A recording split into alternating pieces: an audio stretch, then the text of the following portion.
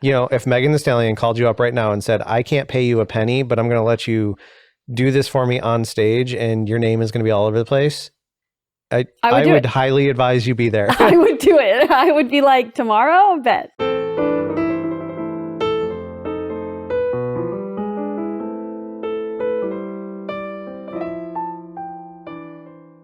Welcome back, everybody, to Dress Down. Today, we are all about the business. I'm dressed in my finest pantsuit that I didn't get to wear to a birthday party recently because we are here with the other half of Stella Chuu, Jeff, to talk about all of the back end, all of the fun business stuff.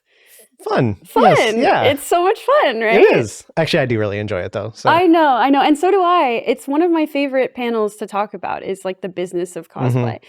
So this is going to be an informative episode. I hope so. Educational, fun, exciting. I'm very excited. I have no notes for this. In fact, my note cards just have the word business written on them with Sharpie. So I'm holding them for funsies, but I'm very, very excited. So Jeff, you work on so much stuff in the behind the scenes area of cosplay. How long have you been helping Stella with the business? We concepted it together when she just was one day. We were dating at the time, and she's just like, I want to be a professional cosplayer. And I was okay. How do we do that? And I sat down with her, and we kind of figured out how we'd approach it, and started out as just a fun thing. And over the years, meeting people.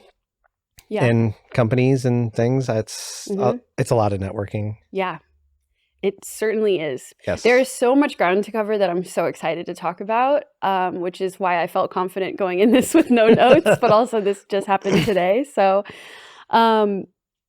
you've been, how many years have you been working? So technically it would be about 14 years.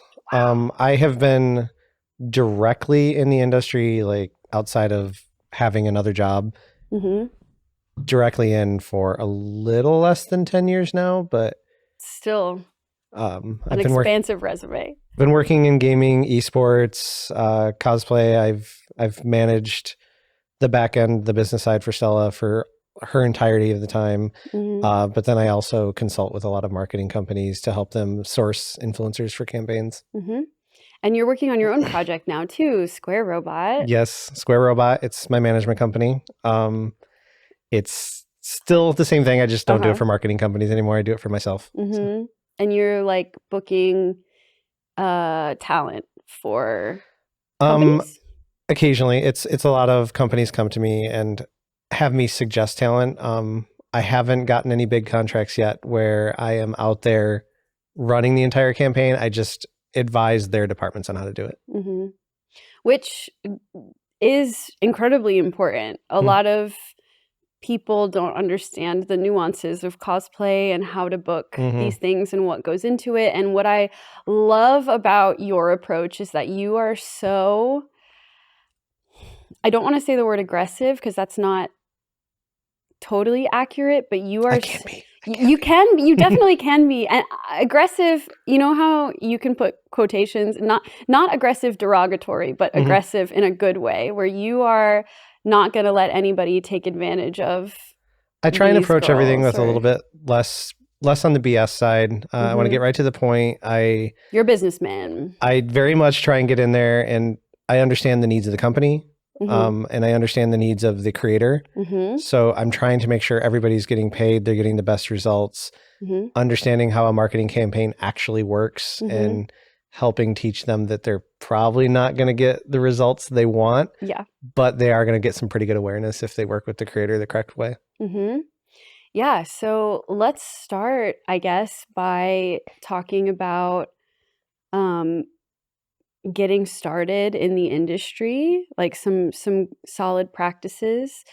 I know a lot of times when I do the panel on business of cosplay, I talk about how I got started, which was just cold emailing conventions, being like, please take me, give me a table and I'll show up. And then like working my way up to obviously Yeah. what we're That's doing still now. not a bad approach. Yeah. So what do you think about that? Like in the good year of 2026, how would you suggest like a brand new cosplayer approach guesting at cons? If you have a fan base at all, Mm-hmm. I very much encourage the fan base to reach out and ask for you to be there. Mm-hmm. That is a very big step. You want the convention to know that tickets will sell. Mm-hmm. That's a big piece of it in the end. But talk to other guests if you have friends there to help recommend. But I honestly think cold emails is not a bad way to go. Mm-hmm. If you can figure out how to contact the convention. Most of them are they're run by fans too. They are reading every email. Mm-hmm. So tell them why you love the convention, what you think you can bring to the table, Mm-hmm. and not the metaphorical table of like, are you selling product? Are you selling an an experience? experience? Are you selling, I think a lot of cosplayers actually bring community to the table. Absolutely. So you're maybe not selling as many tickets, but you are bringing brand endorsement. Yeah. It's about selling yourself in the end, right? What I used to do was I would cold email any convention that I saw was happening in Florida that was within driving distance of me. I would go to their contact page on their website. I would find either the form or an email for like booking or something like that.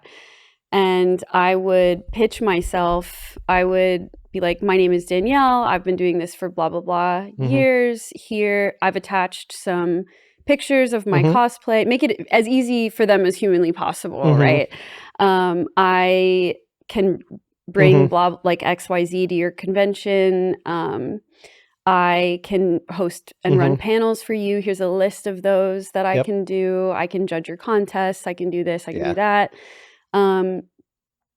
And then it worked. Like, it does. So many, almost everybody responded to me and we're like, yeah, of course, come on out. They're getting essentially free publicity. Most conventions will give up a table for that.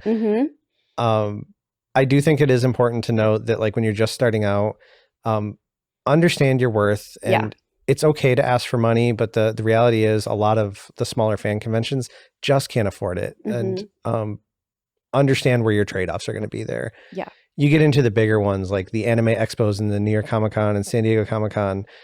They have focus shift a little bit differently. And if they are inviting you, definitely understand they should be coughing up a little bit of a budget, but it's a nuance. There's no set price. Yeah. Would you agree that as you grow, the tables start to shift, the scales start to shift? Where if you have never done it before, you're just wanting like that volunteer experience basically to understand what's going on. And then as your social media grows, as you can bring more to the table, you can start asking for a per diem, for an appearance fee, et cetera. And as you grow, that can get higher and higher? It can. You just have to understand I think over time, you just understand where your priorities lie. And sometimes that is financial. Sometimes that is social growth. Sometimes that's just because you enjoy being at the convention. I can't tell you how many conventions a year Stella still does for literally out of her own pocket because she wants to be there. She's like, hey, I'm going to be there, maybe supplement like part of my flight, but she'll show up anyway. And she, the love of the game. She does. She loves it. And she loves interacting with her fans. And that's her trade-off. She's like, I'm okay not getting paid because I want to be given the opportunity to go interact with my fan base. Yeah. Right. Exactly. And it is I also really enjoy it. The like electricity of a convention and the camaraderie of it all. There's like a soul there that you get to be a part of. And it's intoxicating. I love doing cons. It is exhausting. It is very, very exhausting. But it is really fun. Yes. And I have a trade show coming up, and those ones are even more exhausting. A trade show? When you do the trade show ones, that one's like strictly networking. So you are up at 8 a.m. meeting with people and usually out until 2 or 3 in the morning.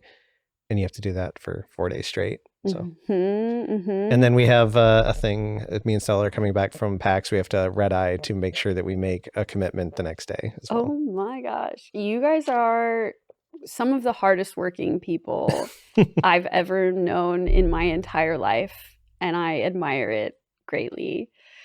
So another thing that I like to bring up in the panels that I do is that when I was first starting out, I would pose as my own manager before I had a manager, so that there was a wall between me, the client, and the business person that I was talking to. Would you recommend doing that as well?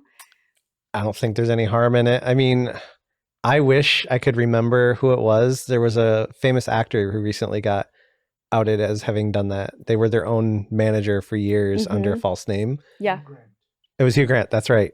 I think that's not a bad thing. It lends to legitimacy. Some people, unfortunately, don't take cosplayers very seriously. Yeah. And I think it's largely because they just don't understand the market. But yeah, try it. Do you think that there is a pro or a con to having that separation, to where the talent, quote unquote, doesn't have to be the bad guy? I think there's a huge part to that. I think so too. Creating those barriers is important for all parties, I think. Starting out, you're not necessarily going to have that that know-how, what you're supposed to say, how you're supposed to say it. You'll learn. Ask people with experience, and they'll usually advise you. It's not like anybody's trying to hide anything here. Like when the stuff with Stella, half the time she doesn't even know what she's doing until I put it on her calendar, because, you know, being married to her, I know what she wants. She does have a team of people that she trusts very much. And she's like, if it shows on my calendar, they collectively agreed that this is where I should be. Then you trust the people around you to do that for you. And I think it's all in growth and slow, steady. But honestly, I know a lot of bigger cosplayers too that they do it all themselves. If they answer, you're talking to them, and there's nothing wrong with that either. Right. Do you think it's advantageous though when it comes to say an email shows up in the inbox and it says, "Hey, I want you to cosplay for my game." Do you think that it's advantageous for there to be the separation for the negotiation process of advocating for a budget? It can. When you get to the point where you're working with an agency, that's a very big piece. But some of the smaller games, they already have their budgets in mind. They know what they're willing to pay. You can get to that pretty quick. Sometimes it's just outright saying, what is your budget? Usually they're looking for a price sheet. I will say most of the current outreach is from mobile games, and they are so down to the penny on what they're going to pay. They're just looking for your rate card. So there is no negotiating. Gotcha. What is a price sheet for those who don't know? So how much does it cost for you to do an Instagram post? How much does it cost for you to do a YouTube short or a YouTube video or a TikTok? How much is it going to cost you to make the costume? It's literally line items of how much it costs for each thing you do. So say somebody wants to put that together. How would they put that together? Well, is it just text? Do you copy and paste it? Is it like a graphic? How do you? I will tell you, the emails I do are just they're written out. If I do provide a price, it's literally just typing the number. So some people have literally Excel spreadsheets. I've seen fancy PDFs, and if you are a very visual person, sometimes it's easier on you to be able to deliver that to companies. If they're a big corporation, they just want the text really fast. Yeah. And so what do you think is the top most important things to keep in mind when you get these emails and how you're responding to them? First, research who emailed you. Check that email extension. Is it from a Gmail? Is it from an Outlook? Is it from some company you've never heard of? Do some research. See if you can figure out where the company is. 9 times out of 10, if it comes from a Gmail, it's not a company. Conventions, though, that's a little bit different because they have volunteers, so they're probably using their personal email. Do a little digging. I've even gone as far as emailing the convention and saying, does this person work for you? I've done that as well. And I think that's the most important thing. Protect yourself. Make sure you're not giving any information to a potential scammer. Yeah. Mobile games are usually working through a lot of third-party marketing companies that you can find a lot on them really quick. You've just never heard of them. But outside of that, just go right back to telling them what you're willing to do for them and ask how much they're willing to pay. Do you think speed makes a difference? Yes. Most companies' marketing budgets get approved almost right before it's due. So you're lucky if you can get like real time frames to build something. Right. But what about speed when you're responding to these emails? Within 24 to 48 hours, if you can. If you've waited a few days, a good company will check in with you to make sure that you got the email. But I think speed is very, very important. Yeah.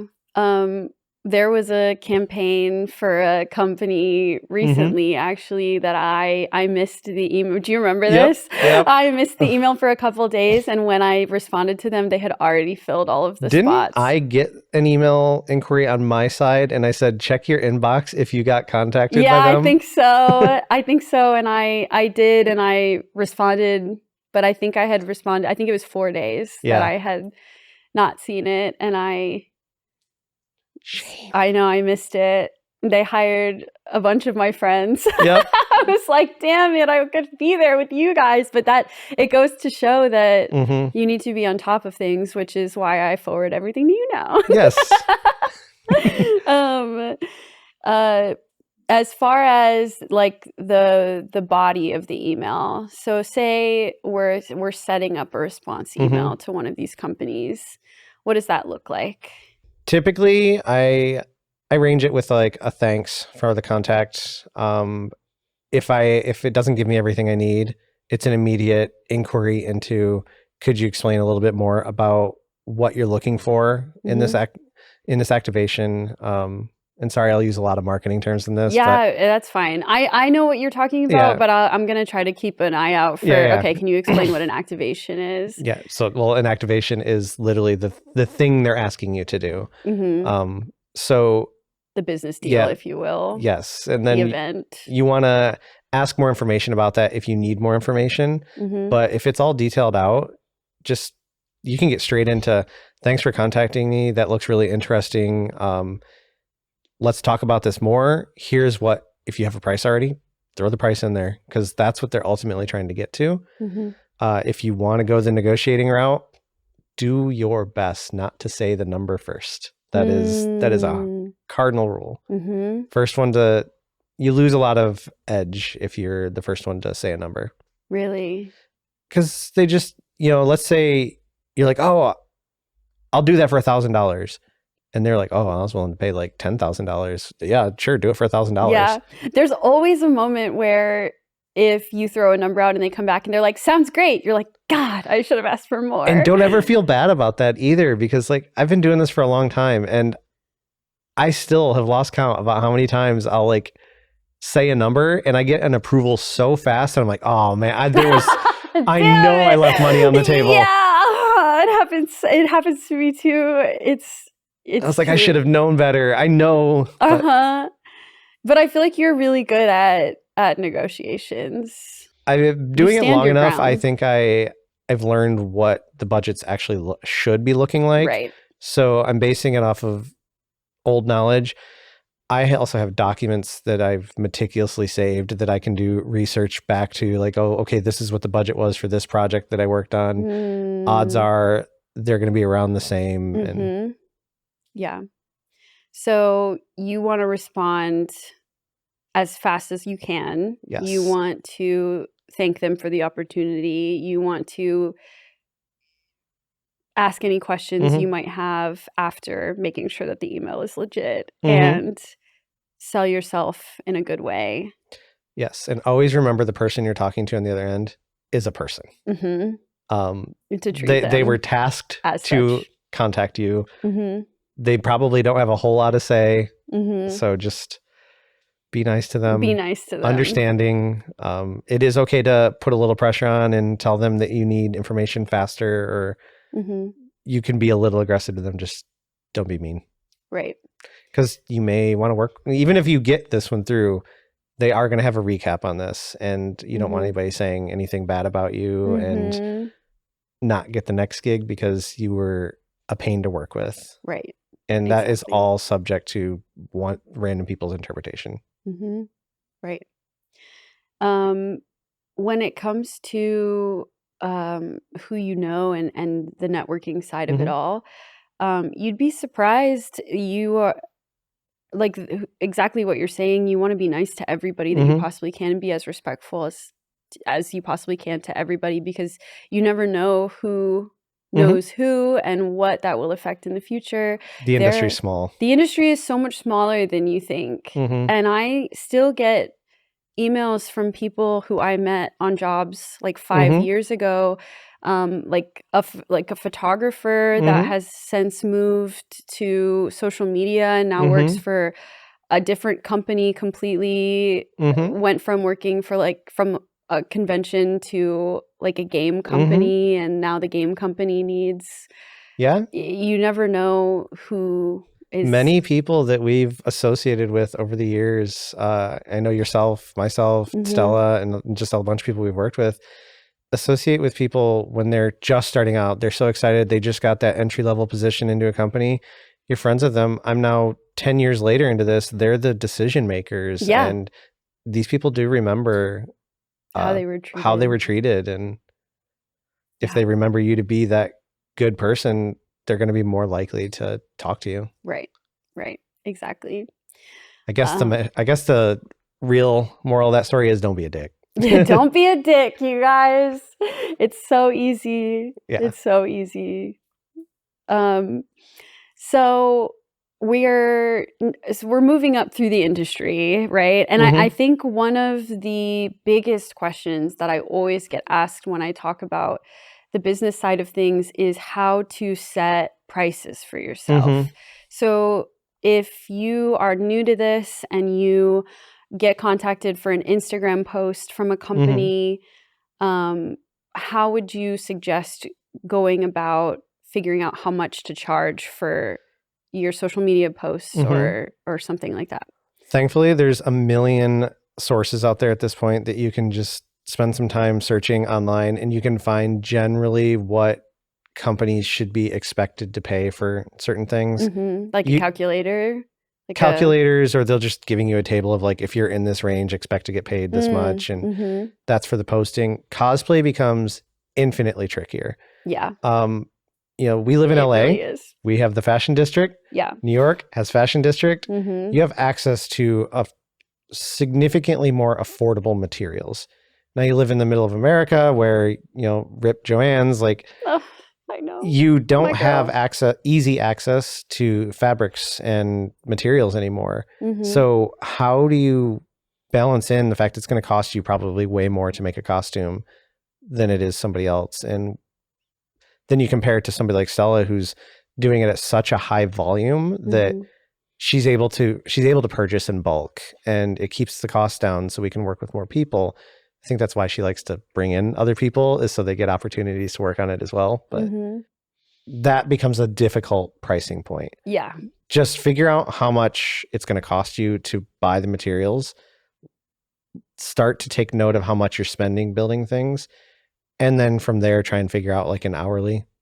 I was going to say, so there are a lot of social media rate calculators online that you can Google if you're trying to figure out what to charge for things. That's usually what I recommend, 'cause that's what I usually use still to this day. But when it comes to building costumes, it gets really, especially when you have to answer so quickly, it gets hard to calculate. But that is the way that I have been doing it now. It takes a while, but getting a range of material costs, and then adding that to a hourly rate. Mm-hmm. And the hourly rate is hard to figure out because especially a lot of cosplayers are neurodivergent, and we have no concept of time and how hours long plus things materials take.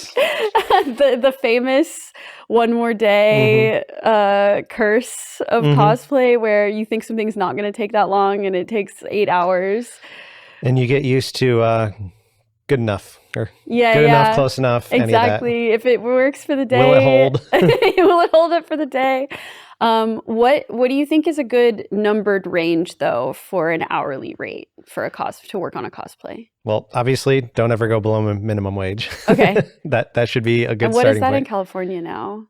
It's different based on the industry, I think, but it's, I don't know. Put the number here over my face if you Google it later. 17? 20? What's minimum wage, Ryan? Do you know? $16.90. All right. 17. So don't go below that if you're in California. Mm-hmm. Obviously, you want yourself to make as much of a livable wage as possible. But probably start with 10, 20% above it. I don't know. These are like, it gets so hard. Like all the numbers out there are totally fake. It's they're just arbitrary numbers. It's really just based off of what you think. Like I said earlier, what you're gonna get out of this. Yeah. So you can sort of weigh things down with the concept of exposure. I know that that's not... Well, sometimes exposure and more viewership on your art or your craft is the end goal. So a loss on money isn't the worst. I mean, if that's what your goal was. Right. Obviously, I don't want anybody to lose money. I'd like for everybody to make money. I know exposure is a spicy word for better or for worse, but sometimes it is actually worthwhile. Yes. Yeah. You know, if Megan Thee Stallion called you up right now and said, I can't pay you a penny, but I'm going to let you do this for me on stage and your name is going to be all over the place, I would highly advise you be there. I would do it. I would be like, tomorrow, bet. Yeah. I'm there. Yeah. I agree. I think, and you tell me your thoughts on this, but I have been using a rate calculator type thing where I put the materials in, and then I do either, because I think as you gain skill and things don't take as long and you're better and better at what you're doing, you can charge more for that ability that you've perfected over the years. So I usually do 25, 50, or 75 an hour, depending on what I'm getting out of, like you said, if it's something that is for a friend or if it's something that is worthwhile exposure wise or whatever it might be, then I might go lower on like the 25 end. Yeah. And like the reality is, like, if you went to Stella to ask her to make you a costume, she is not going to charge you near what she's going to charge like for a brand opportunity. There's two different things for that. And ultimately she knows you can't afford what she would be charging. But she's going to weigh the options of, I want to still do the project with you. So that's weighing the opportunity cost. But you can always just start, if you are getting consistent work, just slowly increase it over time and see how people are receiving it. Always be willing for a company or brand to come back and say, we just literally can't pay that much. That's okay. And be willing to come back down. How would you word it? Say, as an example, you're talking to somebody over email and they say, our budget is X. Let's say our budget is $5,000. And you go back and you're like, well, the materials cost this and this costs this, and I would be comfortable with maybe 75. Don't waste any of their time on like explaining the materials or anything. Okay. This is good. Yeah. I want to know. I think like, other people would want to know as well. Just tell them like, I've looked at your budget. It either works or it doesn't. I'd like to talk about it more. I really want to make this project happen. So I can see how close we can get to your budget. Sometimes it's good to just get on a phone call with them so you can kind of walk through it. Those are opportunities where they might ask more about the material costs and the costs they don't see. Yeah. They're aiming for this goal. Please make it within this goal. That's all we are allowed to spend. So would you, or you dial it back. You say, yeah. if this is your budget, how about we don't do some of these asks or I make the cosplay a little less accurate, or we modify some things because these are what are really driving the cost up. Right. I got in trouble.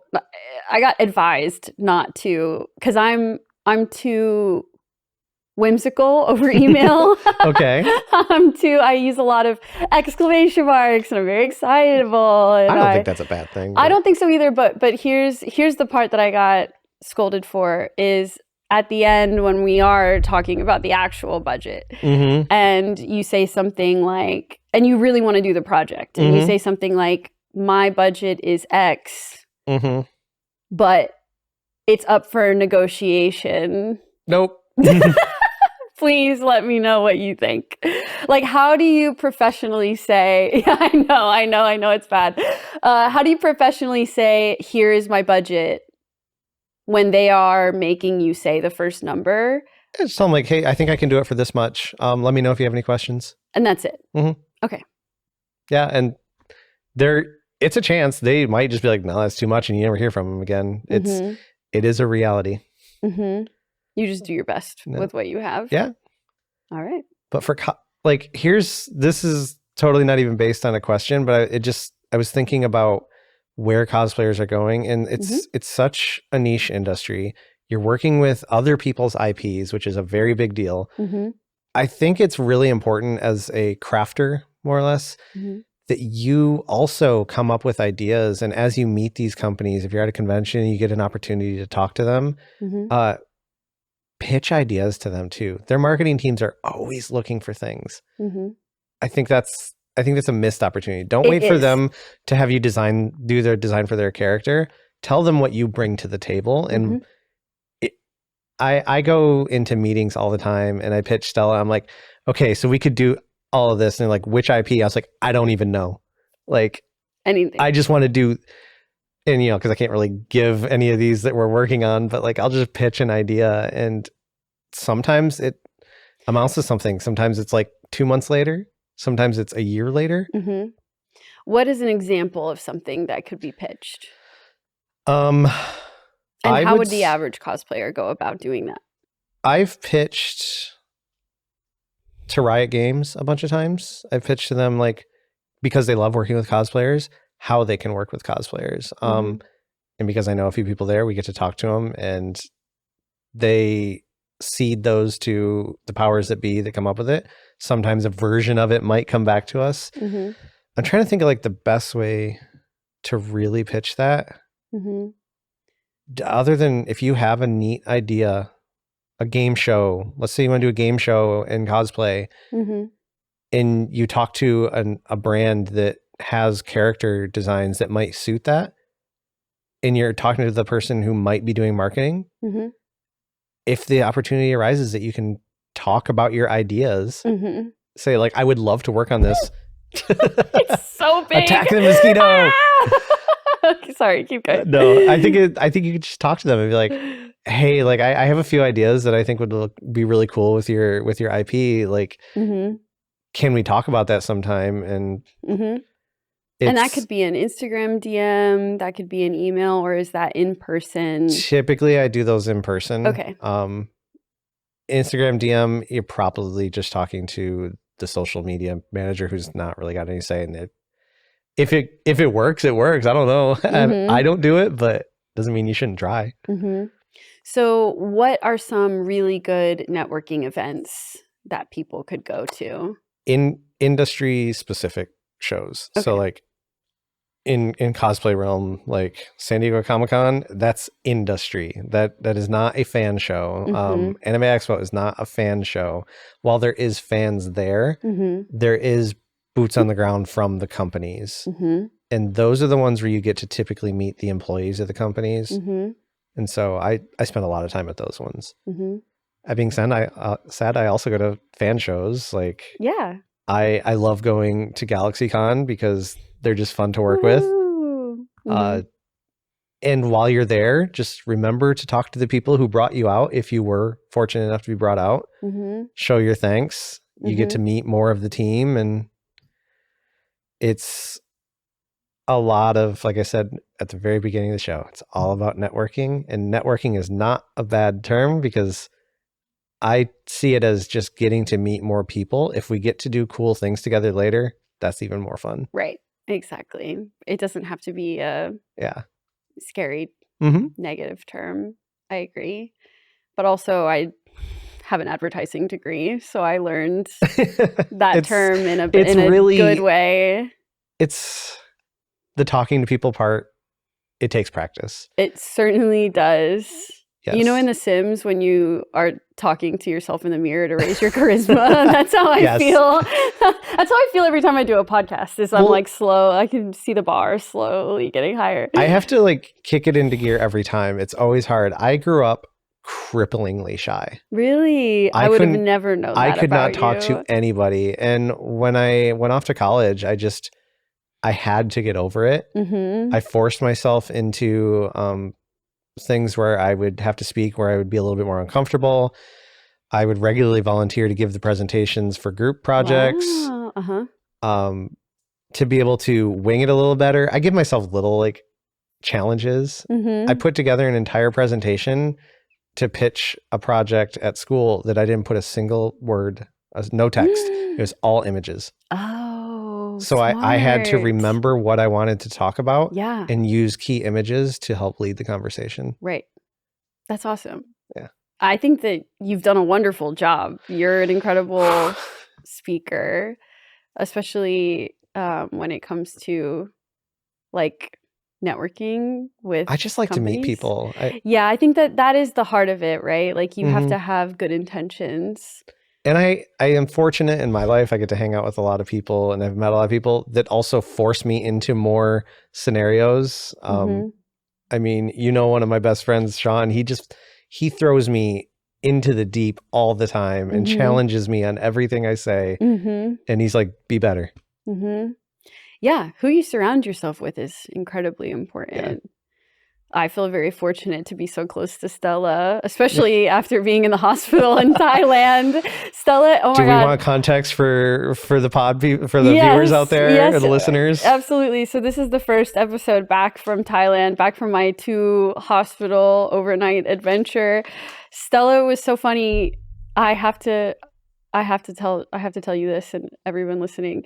So the second time I went, the first time Stella was with me first. So they did like shifts almost. The first time Stella, Miko, and Kelly all took me to the hospital, and I was like half dead in the Grab, which is Uber in Thailand, like against the window in the back seat.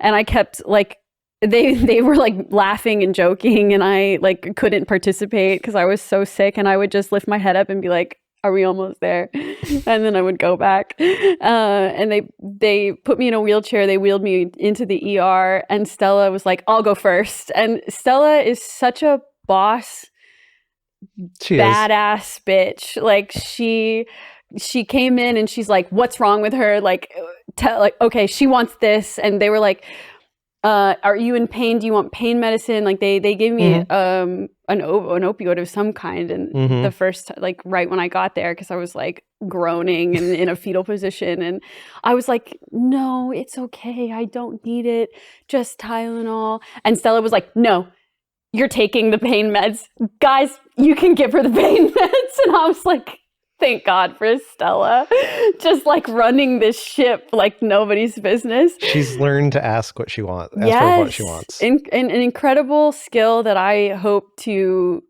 seed off of her. I would like some of that as well in my life, and I think that I have. I've picked up some of that from her, which I'm very, very grateful for. And the second time I went back to the hospital, this is the actual story that I wanted to tell. I went by myself originally. And I told everyone at the villa, like, nobody has to come. Please, you guys don't. I actually don't want you to come. Like, I just want to suffer by myself. Like, because for me, when other people are around, I feel kind of like I have to entertain them or like be on in some way. So like, let me just go rot. And so I convinced everyone that I was fine to go by myself, and then I went. However, I'm too timid, and I laid in like one of those hard hospital beds behind a curtain asking for Tylenol for like 7 hours. I got there at 8:30 in the morning, and they didn't give me Tylenol until maybe like 4:30 or something like that, or like 2:30 or something like that. And I was crying, sobbing, and people kept coming over being like, what's wrong? And I was like, I just want something, like, please, can I just have Tylenol? And they were like, okay. And then they would leave, and then nobody would ever come back. And it happened over and over and over again. And I kept like getting out of the bed, going and finding someone and being like, please, Tylenol, please. And they were like, okay, we'll be right there. And nobody would come. Stella got to the hospital, I kid you not, and asked for Tylenol and got it in 10 seconds. Somebody came with it in 10 seconds. She's powerful. She's a powerful woman. She walks in and will do her best to command a room. Yeah, it's incredible. She actually pulled Tylenol out of her purse and went, if you aren't giving this to her, I'm giving this to her. And they were like, hold on. And they ran back, and they came back in within the minute with it in a little... Like, we don't know what that pill is. Yeah, like, let's get her what we know. Yeah. Stella's like, if you're not doing it, I'm doing it. It was incredible. I don't remember where I was going with this. It's just a fun story. Oh, that who you surround yourself with is important. Yes, absolutely. Yeah. And always when it comes back to the, like, how do you get started? How do you do all this stuff? So the people you're surrounding yourself with, ask questions. Just always ask. If you ever see Stella, ask her. Yeah. She's an open book. Absolutely. So let's say that you are going to be a convention guest for your first time ever. Congrats. How do we do this? How do we prepare? What are some things to keep in mind? Maybe more towards the business side versus the creative, like setting up the booth side. Yeah, I was going to say, you've definitely guested more conventions than I have. So from the business side, if there's a contract involved, make sure that's squared away, preferably before you go. You can do them after the fact, but it's nice to have everything, the expectations going in. Always set up payment timelines. Smart. Familiarize yourself with how to set that up, which is literally in the contract part. This is, how long is it going to take the convention to pay you if you're going to be a guest and they are paying you for it? Who's booking the travel? Where are you staying? Just pretend you want to go to a convention somewhere else that you don't live, and all the things you have to do to get there. Make sure that's all squared away before you go, because you don't want to be a guest at your first convention and be late or not there. Yeah. So important, because all of the convention workers, same thing that we talked about before, where maybe the cosplay director or like talent manager for New York Comic Con switches, gets hired for Fan Expo or something like that, and now who you were working with before wants to book you for something else. Like, being responsible, being professional, being on time, doing your job well, being nice to always everybody. Know who your person of contact is supposed to be, because it's usually one of the volunteers. You'll get their email or their cell phone number to help point you in the right direction, give you your schedule, tell you what you're doing. Exactly. And don't be afraid to bother them with questions, because that's what they're there for. Right. Exactly. I think the number one thing that I've heard from convention staff about cosplayers that they've had a bad experience with is all about them not being at their booth. If that's part of the agreement, yeah, be at your booth. Some conventions really like it there.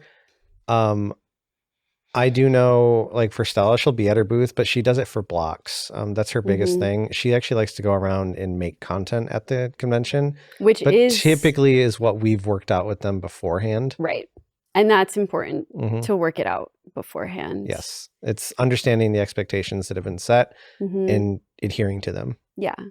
And knowing that these are all options too. I think it's very easy to fall into the trap of, well, if this is what they are expecting of me, then that's what I have to do. And I think for me as well, it's sometimes you have to remember that you can pitch things. You can pitch like, hey, I would like to do booth hours from 12 to 4, and before and after, I want to just go around the convention and I want to make content because that is what's going to get more eyes on your show. And that is something that maybe nobody considered, but they're going to totally go for. And I think that that's important because I just got out of the hospital for X amount of days in Thailand and just traveled. I have GalaxyCon Richmond this weekend. I leave tomorrow. And I was able to talk to the cosplay director. And I was like, hey, I just want you to know I'm sick, but I am still coming. But is it okay if I don't wear a costume for the first few days while I finish the antibiotics? Because I know I'm not going to be feeling really well. And can I just dress up maybe Saturday, Sunday? And they were like, sure, absolutely. Like, thank you for being communicative. You know? So that is like, it's always an option to consider. It's always better to ask and inform, I think. And if you're, you've gotten your first invite, you're there, you do everything. I think it's just important to remain professional, and if you've done everything that you said you're going to do, there's a very strong likelihood they or somebody they know will have you back. GalaxyCon is an anomaly. You'll see a lot of repeats there, which I think I love. I love that too. But I do know some conventions will mix it up every year. It doesn't make sense to have the same guest every single time because then what's the reason to come back to the convention? And I think that's another important thing, especially on the cosplay and convention side of things. The conventions do have to make money. Otherwise the convention doesn't come back. So exactly. Always remember that when the money numbers come into play. Sure. So. Yeah, there's a convention that I did recently within the past few years that I met through doing GalaxyCon, because a lot of the convention owners know each other and share information. Oh, absolutely. And share resources. And I was a guest at their con, and it's very important to me that I show up and do. It's back. No, the big. Oh my God, it's so big. Jeff, that's huge. It is. Kill it. We should kill it. Kill it. Oh, I got away. No! Damn it. This one's blank. Ryan's like, not with those. I made those myself. Sorry, I know he's probably hearing me just smack the mic in the background. So. Well, the first few episodes, I was holding it like this a lot, and he was like, "You have to stop. You have to stop holding the mic." This is for payback.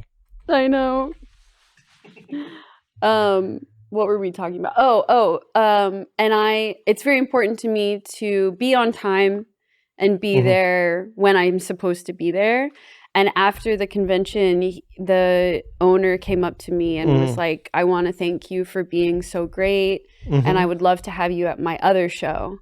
And that has, progressed ever since then. Now we do other deals as well, where they have a loot crate type thing where they have like a subscription box, and they've contacted me to do prints for the subscription box. That's cool. So it's like things will stem from other things as long as you are showing up and doing your job and being nice.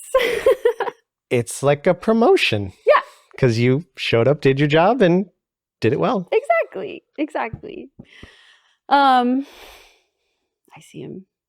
He's going to live for a while. He's going to live for a while. I know. Especially because this is the only light. So let's see. What other business things can we discuss? I don't know. They're probably, I don't know. How are the listeners hearing the same version of like business over and over? There's really not much to the business aspect. It's well, all. You say that, but I think coming from the outside, it seems like a huge, scary subject. At scale, it can get a little crazy because you're just managing more things. But every core piece of work has the same few things. It has the boundaries set to what the project or appearance or whatever it may be. There's the guidelines to what you're going to do. There's going to be the doing it. And then there's going to be like billing and tracking. Like you have to remember to send the invoice. And if you're new to it, and you can just download an invoice template somewhere, because you will likely have to send an invoice. Yeah. Let's talk about scams. They exist. There's so many scams, and there's so many things to look out for and fall for, especially if you're trying to do everything yourself. And you're juggling so many things, and it gets so stressful, and you're not giving something your full attention. So what are some like 2026 or like recent scams that you know of that people should be aware of or are like currently attacking our friends? Well, thankfully this one isn't a scam, but podcast scams are huge. Huge. I am not a scam. No, but Danielle's somebody not a might scam. pose as me.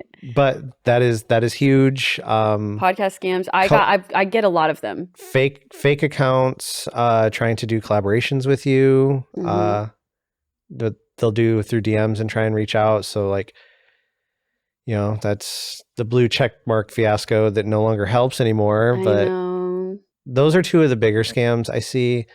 It's really just because, like I said, there's a lot of third-party marketing companies out there. It's just be careful. Don't give any information up front. Yeah. If you are going to reply, that's why I say do the research.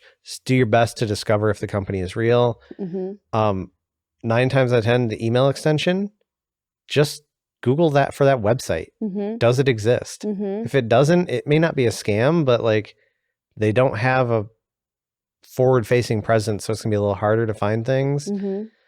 Ask questions carefully. Don't provide any telling information.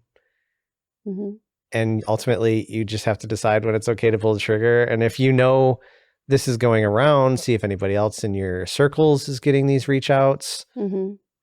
If you're fortunate enough to have access to somebody who's more familiar with the industry, definitely ask them for help, because they can help you understand which companies are real. I know I've told you a few companies that look scammy. I'm like, no, they're real. They're just, they're hitting everybody. So yeah, exactly.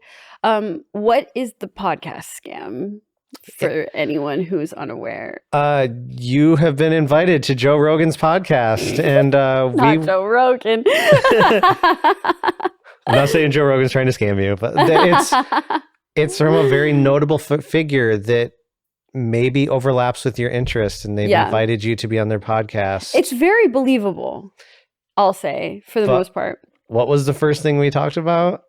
Check that email extension. That one's probably coming from a Gmail, and is Joe Rogan Experience probably going to email you from a gmail.com? Right. They're usually asking you to set up a meeting time. They are going to give you things to try and get access to your computer. And which happened to a close friend of ours. The podcast scam. Yep. And they're very believable. They're so believable. It looks so legitimate. It's like, for me, I got contacted by a couple of different pretty notable podcasts, and all of those I could see reaching out to me. Like they were all things that I was like, oh, this is 100%. This is something that we get might one a happen. week easily. The one that really threw me though was not Travis Kelce, but his brother's wife.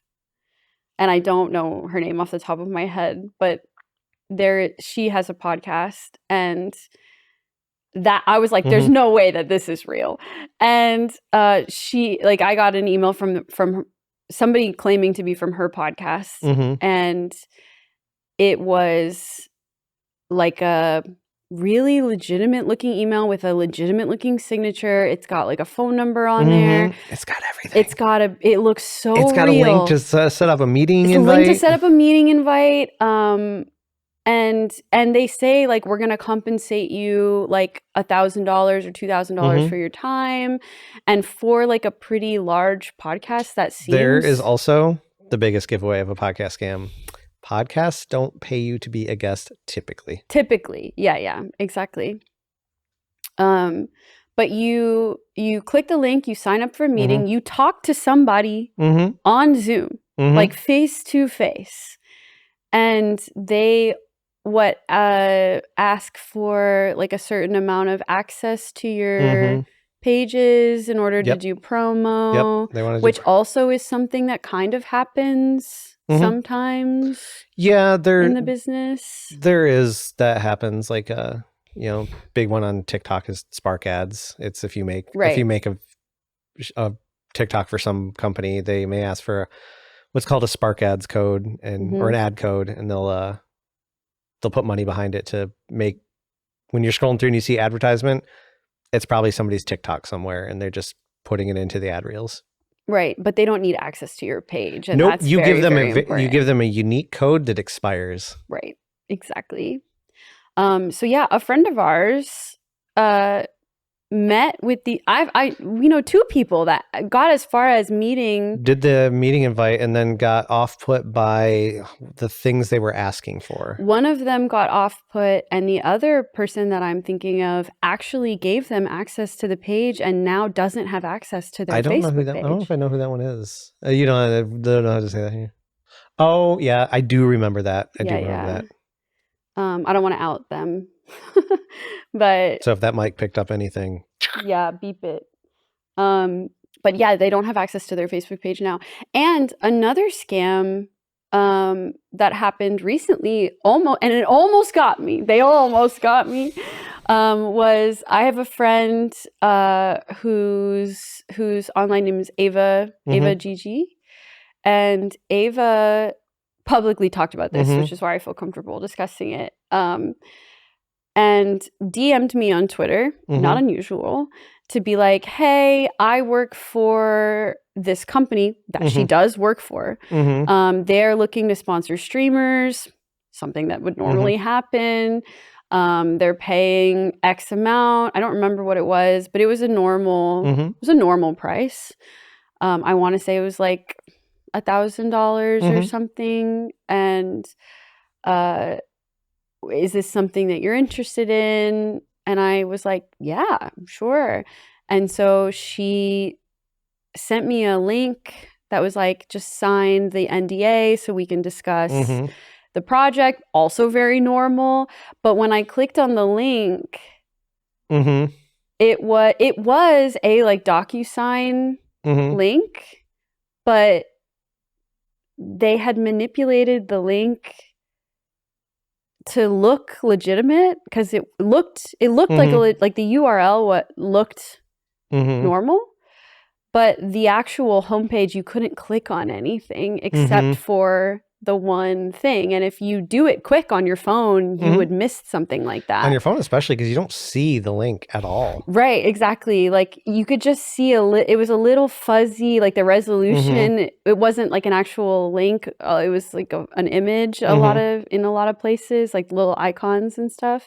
And then when I clicked on the link to sign, you would have to sign in to the website, the DocuSign quote unquote website, and then they get your email and your password, and then they use that to log into your social media. Yep. And then they use that to scam other people. And then they change your password immediately so you can't get right. Yep. Exactly. So I was like, wait a second, this is fishy, but it came from someone I know. So that's really weird. And then I went to her Instagram, and on her Instagram story, she had put, oh my God, someone hacked my Twitter. Yep. And I was like, oh, I knew it was fishy. I knew it. And so maybe like a day or two later, she got back into her Twitter and was like, oh my God, girl, please tell me you didn't click on that link. And I was like, I didn't actually, but it's a very big reality that we live in the modern era. Is scams are a thing. They continue to happen. I hope there's ways to crack down on it. You just have to be careful. What does careful look like? I don't know. It's changing so quickly. Right. And like, that's why I just say research as much as you can. Ask anybody you can who might have more information. It's, you know, you've reached out to me a few times and I'll look into it and be like, scam? I've almost gotten scammed a lot. Luckily, I've stopped at the finish line every single time, but it's not always going to work out that way. And anybody listening, if I know you, just feel free to ask me if you're really worried about something. Because I will gladly call around to the people I know and say, hey, is this going around? You know? Yeah. Well, Jeff, thank you so much for talking to me today. We are going to transition to the Patreon portion. But before we go, would you like to plug anything? And what events do we have or things to look forward to coming up soon?